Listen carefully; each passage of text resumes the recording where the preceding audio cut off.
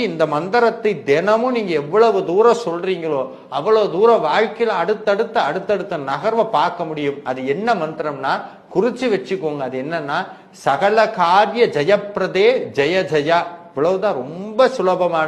இந்த மந்திரத்தை தினமும் நீங்க எவ்வளவு தூரம் சொல்றீங்களோ அவ்வளவு தூரம் வாழ்க்கையில அடுத்தடுத்த நகர்வை பார்க்க முடியும்.